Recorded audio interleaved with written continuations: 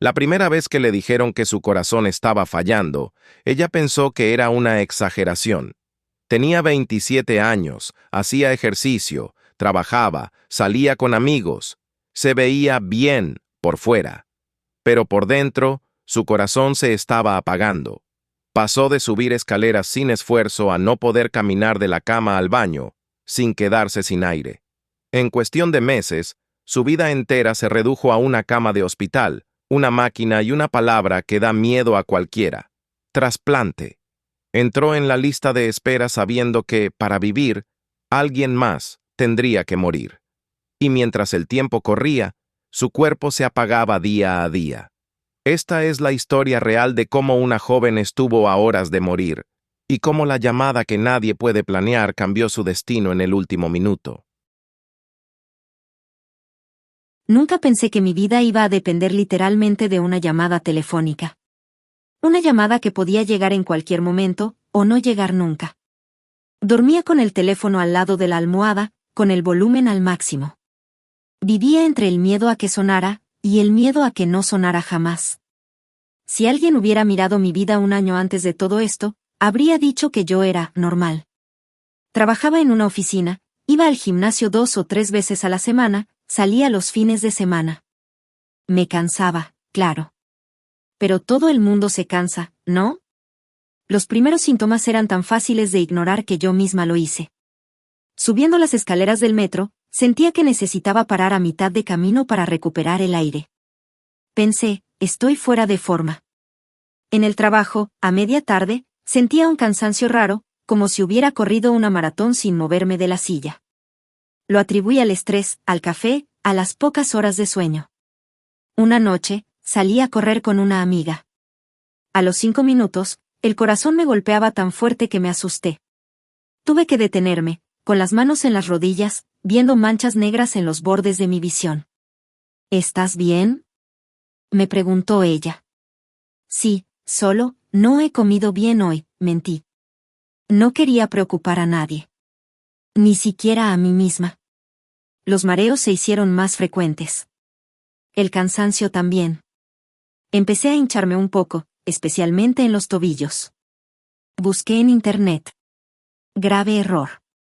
Podía ser desde retención de líquidos por calor hasta falla cardíaca congestiva. La segunda opción me pareció tan ridícula para alguien de 27 años que la descarté automáticamente. Hasta que un día, en la oficina, me levanté para ir a la impresora y desperté en el suelo. Rodeada de caras asustadas. Con un vaso de agua en una mano y mi jefe preguntando: ¿te duele algo? ¿Te caíste? Yo no sabía ni siquiera qué había pasado. Eso me llevó, por fin, al médico. Aún es solo para estar tranquila, que terminó siendo cualquier cosa menos tranquilizador. El cardiólogo empezó con las preguntas típicas. ¿Fumas? ¿Bebes? ¿Antecedentes en la familia? Yo marcaba todas las casillas, normales. No fumadora, bebedora social, ningún infarto precoz en la familia. Me hicieron un electrocardiograma. Luego un ecocardiograma. Luego una prueba de esfuerzo. La expresión del médico cambió poco a poco. De amable y neutra a algo más serio. No era pánico, pero tampoco era, todo está bien. Me pidió que me sentara. Mira, empezó, tu corazón no está bombeando como debería. Lo que tú pensabas que era solo cansancio, en realidad es que tu corazón está trabajando al límite. Yo no entendía. Pero, tengo 27 años, dije. Hago ejercicio, como más o menos bien. ¿Cómo va a estar fallando mi corazón? Suspiró. A veces no tiene que ver con lo que hacemos. Puede haber una miocardiopatía, algo con el músculo del corazón que ha ido empeorando sin dar demasiados síntomas hasta ahora. Me mandó más estudios. Resonancia, análisis de sangre, monitoreos. Cada resultado parecía confirmar la misma cosa. Mi corazón estaba débil. Muy débil. Unas semanas después, me senté frente a otro especialista, en un hospital más grande. Esa fue la consulta en la que escuché la palabra que nadie quiere oír. Tu función cardíaca está por debajo del 20%, me dijo. Con medicamentos podemos ganar tiempo, mejorar síntomas, pero tenemos que hablar de la posibilidad de un trasplante. Sentí que el mundo se encogía alrededor mío.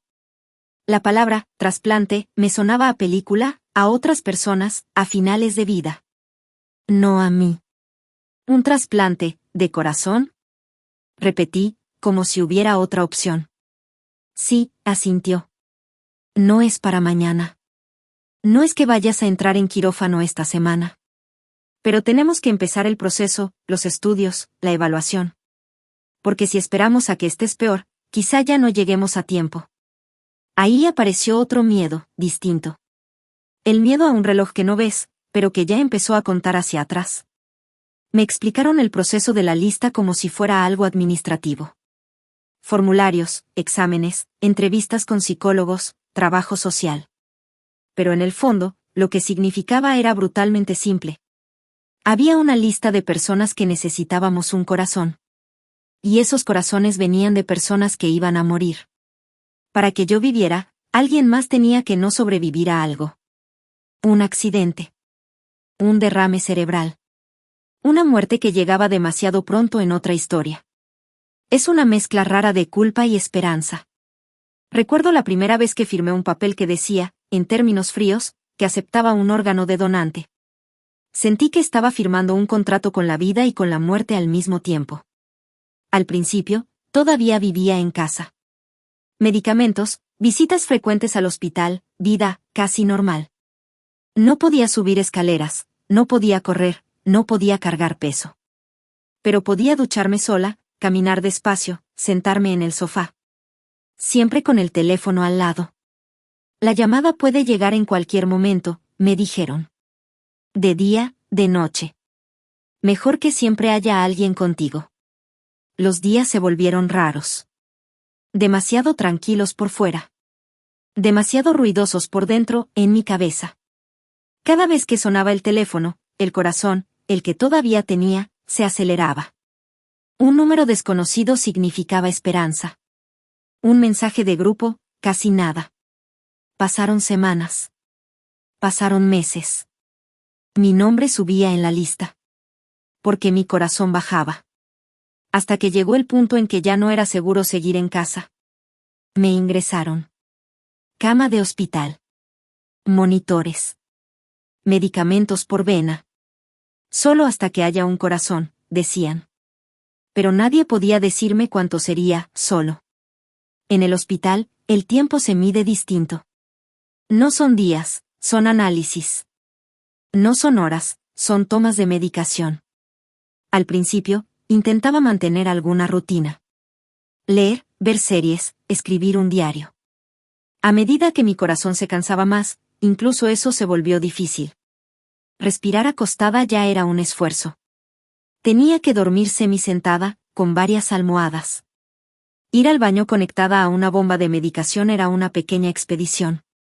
Ver a mi familia ir y venir todos los días con esa mezcla de sonrisa y ojos rojos de llorar en el pasillo empezó a desgastarme. Había noches en que pensaba sinceramente que no iba a llegar. Una enfermera, de esas que parecen ver más allá de lo que uno dice, me encontró una vez llorando en silencio. ¿Qué pasa, cielo? Me preguntó. Yo solté todo en una frase. Tengo miedo de quedarme dormida y no despertar, y al mismo tiempo tengo miedo de despertar otro día más así. Ella se sentó en el borde de la cama. Eso es normal, dijo. Tener miedo de morirse y de vivir así al mismo tiempo. Pero escucha, si estás aquí, es porque hay una posibilidad real de trasplante. Y si hay posibilidad, hay esperanza. Nuestro trabajo es mantenerte lo bastante fuerte para cuando llegue el corazón. Tu trabajo es aguantar. Tu trabajo es aguantar. Me aferré a esa frase como a un salvavidas. Hubo un intento fallido. Una madrugada sonó el teléfono de la estación de enfermería. Escuché pasos rápidos, voces. Entraron en mi habitación con una energía distinta. Puede que tengamos un corazón, dijo una de ellas. Te tenemos que preparar. Me rasuraron, me hicieron análisis urgentes, firmé más papeles. Lloré de alegría y de miedo al mismo tiempo. Horas después, el médico entró con otra cara. Lo siento, dijo. El órgano no era compatible como pensábamos. No podemos usarlo. Sentí que me arrancaban algo que ni siquiera había llegado. Lloré como si hubiera perdido a alguien. En cierto modo, lo había hecho. Alguien en algún lugar había muerto. Pero no podía salvarme a mí. Seguí en la lista. Más alta. Más débil. La noche que todo cambió empezó como cualquier otra. Luces fluorescentes, el pitido constante de los monitores, la enfermera de siempre ajustando la bomba de medicación. Yo me sentía peor que de costumbre. Más cansada, más pesada, más lejos. Tenía esa sensación extraña que algunos describen como saber que algo se acerca. No sabía si era el final o el cambio. Cerré los ojos un rato. No sé si me dormí o solo me quedé en esa zona gris entre sueño y vigilia. De repente, escuché mi nombre. No en un sueño. En la realidad. Laura. Era la voz de la enfermera. Laura, despierta. Abrí los ojos. La luz parecía más fuerte. Ella sonreía de una forma que nunca le había visto. Tenía el teléfono del médico en la mano. Tenemos un corazón, dijo. Esta vez es bueno. Esta vez es compatible. Esta vez es para ti. Por un segundo, mi mente se negó a creerlo. Después de tanto esperar, de tanto miedo, de la falsa alarma previa, sonaba a broma cruel. Pero la manera en que los demás empezaron a moverse me dijo que era real. En cuestión de minutos, mi habitación se llenó de gente. Me hicieron más análisis, radiografías, firmé consents una vez más. Todo era rápido y, al mismo tiempo, cada segundo parecía un siglo. Entre todo ese caos controlado, tuve un pensamiento que me atravesó como un rayo. En algún lugar, ahora mismo, hay una familia llorando porque alguien murió. Y parte de esa persona va a entrar en mi pecho. Lloré. No solo por mí. Por ellos. Por todos nosotros. Camino al quirófano, vi pasillos por los que nunca había pasado. Luces, puertas, rostros desenfocados. La anestesista me habló con voz calmada. Voy a darte algo para que te relajes un poco. Me puso una máscara. El cirujano se acercó. Nos has esperado mucho, dijo. Ahora nos toca a nosotros hacer nuestra parte. Nos vemos después, ¿sí? Asentí, con la garganta cerrada. Nos vemos después. Me aferré a esa promesa mientras el mundo se hacía cada vez más pequeño. Hasta que se apagó. Volver de la anestesia general es como salir de un túnel largo y pegajoso. Lo primero que sentí fue que tenía algo en la garganta. Un tubo. Quise toser, arrancarlo, pero no pude moverme bien. Escuché voces lejos. Tranquila, tranquila, respira con la máquina, dijo alguien. Todo salió bien. Todo salió bien. Esas 3 palabras atravesaron la niebla. Intenté abrir los ojos. Las luces me cegaron. Vi figuras borrosas, máscaras, gorros. Sentí un dolor enorme en el pecho. No como un pinchazo. Como una presión profunda. Algo estaba distinto dentro de mí. Literalmente. Las primeras horas fueron un caos de sensaciones. Dolor. Frío. Calor. Sed. Sueño. Cuando por fin me quitaron el tubo, pude respirar por mi cuenta. Cada respiración dolía, pero a la vez era una prueba de que estaba ahí. Viva. El cirujano se me acercó. El trasplante fue un éxito, me dijo. El corazón está latiendo fuerte. Ahora viene otra parte difícil, el postoperatorio. Pero lo más peligroso ya pasó. Quise decir 1000 cosas. Solo pude murmurar. Gracias. No solo a él. A todo el equipo. A la enfermera que me sostuvo la mano en la sala de recuperación. A la persona desconocida cuyo corazón estaba ahora en mi pecho. A la familia de esa persona, que en medio del dolor había dicho sí a la donación. Los días siguientes fueron una mezcla de agradecimiento y miedo nuevo. Miedo al rechazo del órgano. Miedo a las infecciones. Miedo a que algo saliera mal después de haber llegado tan lejos. pero con cada día que pasaba, algo cambiaba. Podía sentarme un poco más. Podía respirar un poco más profundo. Podía moverme sin sentir que mi cuerpo se iba a apagar. El sonido constante que me acompañó ahora era otro. El latido firme en mi pecho. No era el de antes. Era otro. Pero era mío ahora. Y eso lo cambiaba todo. Laura pasó de ignorar un cansancio extraño a vivir conectada a una bomba de medicación, esperando un corazón que quizá no llegara a tiempo. Su historia en los papeles del hospital se resume en diagnósticos, porcentajes, informes quirúrgicos y niveles de medicación. Pero para ella, cada día en la lista de espera fue una conversación silenciosa con la muerte y con la vida. El corazón que late ahora en su pecho perteneció a otra persona, a alguien de quien quizá nunca sabrá el nombre, la historia, los sueños. Lo único que sabe es que, en el peor día de una familia desconocida, alguien decidió marcar una casilla, decir sí a la donación y darle a una extraña una segunda oportunidad.